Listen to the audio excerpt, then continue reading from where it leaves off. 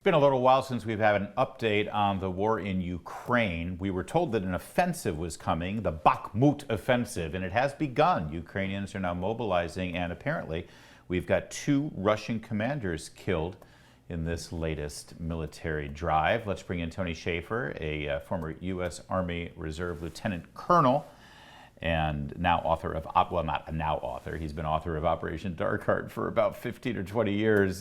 Tony, thanks for joining us.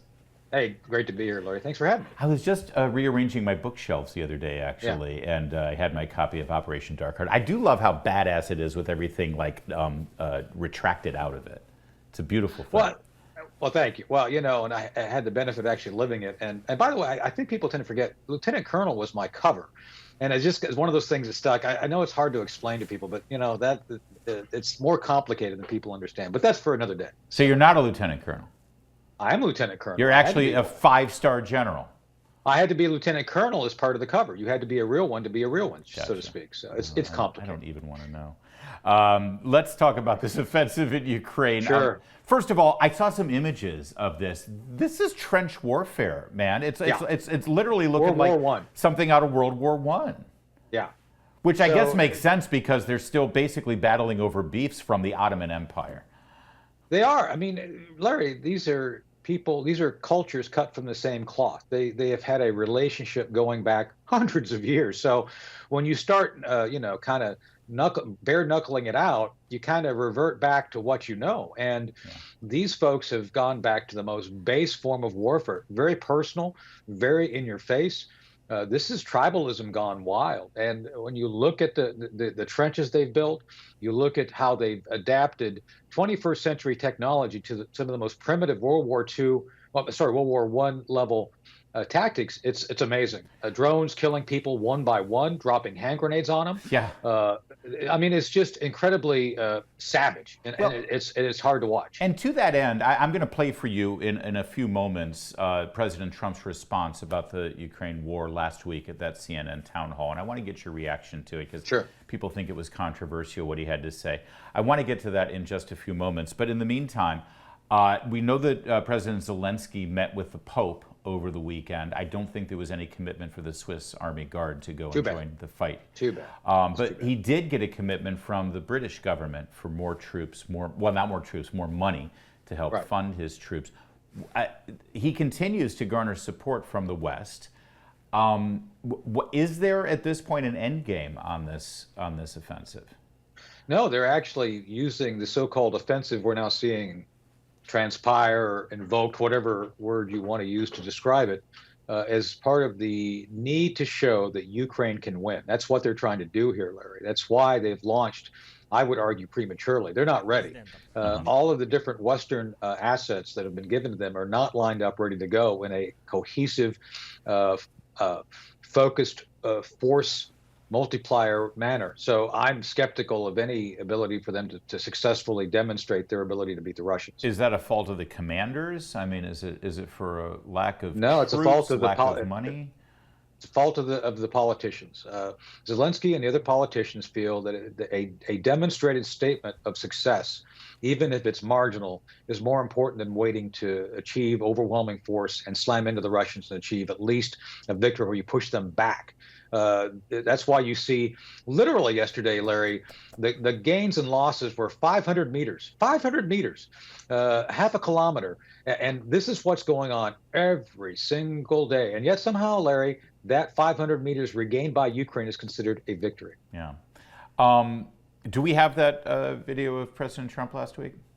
Oh, all right. Sadly, we don't because of a glitch, but I'm sure you saw this. Caitlin Collins insisted that he pick a winner. Who do you want to win? Do you want Ukraine to win this? And he said, I want the fighting to stop.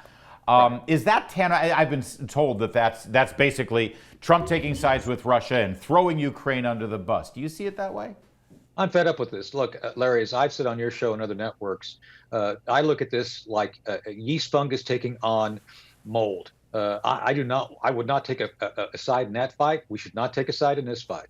There's historic and regional disputes which go back generations. Ukraine has always traditionally been either part of Russia or within the Russian sphere of influence. I'm not pro-Russian, Vladimir Putin is a thug.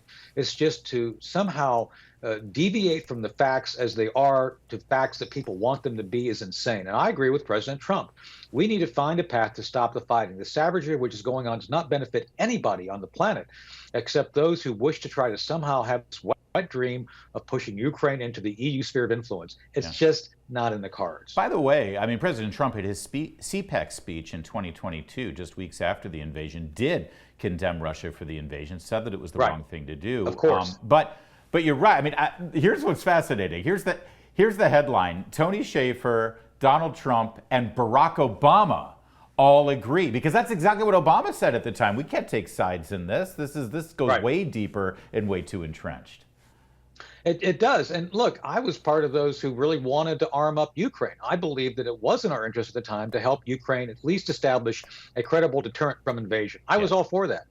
So and so was Trump. He actually approved the lethal weapons that are now being used. With that said, it's time we get to the point of understanding this is not a winnable war for either side, and we don't want to see it expand into a regional conflict beyond the boundaries of where it's at now. Well, and that is sort of the crux of it. I mean, when Caitlin Collins says, do you want Ukraine to win, don't we have to define what winning looks like, first of all? And if that includes Russia leaving the Crimean Peninsula, well, then, Tony Shaffer, that's something that even Barack Obama and at the time Vice President Biden didn't really care about, because they took Crimea and the Obama administration shrugged.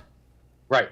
And again, we need to be realistic. I think Obama's policy was fairly realistic. But remember, Larry, it was his administration, Victoria Nuland, who set this all into motion with the color revolution within Ukraine back in 2014. So Democrats tend to, as Chris Plant always says, if not for double standards, they'd have no standards at all. And in this case, it's the same thing. I appreciate you actually giving Chris Plant credit for that line. Too many people steal it without attribution.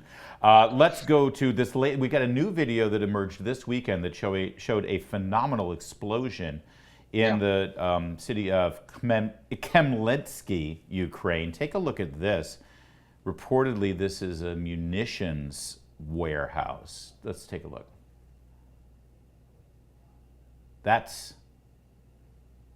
I mean, it's not akin to a nuclear bomb. It's not that big, otherwise we'd see half the city gone. But boy, that's a mushroom cloud. It was reported at the time that this could have been upwards to $500 million worth of munitions. That's our money that we're seeing blown up and burnt up, right? It is. And look, Larry, the Russians have been very restrained in going after targets like this. I'm amazed it took them this long to get to this. You would call Russia's operation there restrained? No, look, they have been actually very restrained regarding, if I were them, just saying if you really wanted to win, I'd start going directly at those resupplying the Ukrainians. That is to say that there are certain points where arms, maintenance and material are all handed over. You start intimidating people like the Poles and folks from NATO, you're going to have even more diminution of Ukraine's ability to regenerate. They haven't done that yet. This is one of the first attacks I've seen on a specific munitions. And to your point, they took out a huge amount of munitions. That was probably upwards of 100 tons of high explosives and different munitions. And so, the Russians right now, I believe, Larry, are continuing to try to attempt to attrit the Ukrainian power by just letting them come into their force and it's like a 250-pound boxer letting a 180-pound kid punch away uselessly. And I think that this is where you've seen them take a more offensive step right here by taking out those ammunition dumps. If Russia could squash them, why haven't they?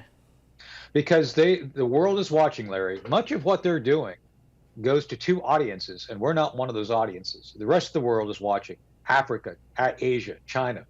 They are anticipating Russia showing quote unquote restraint in how they handle this. They do not want to be seen as the Red Army that overtook and destroyed Germany during World War II. They want to show that they're the adult in the room. Secondly, and to the same point, they want to demonstrate an ability to use other things besides power to resolve things militarily. That's why they're being patient. That's why they're hanging back. So there's no good to come of basically doing a Zhukov style trouncing of Ukraine, because they want the rest of the world to be seeing them as the mature people in the room. That's one perspective. It may send the bat signal out and get Jim Carafano on here to give us another perspective, and we'll welcome that as well. Thanks, Tony Shaffer. There's more to come on O'Connor Tonight.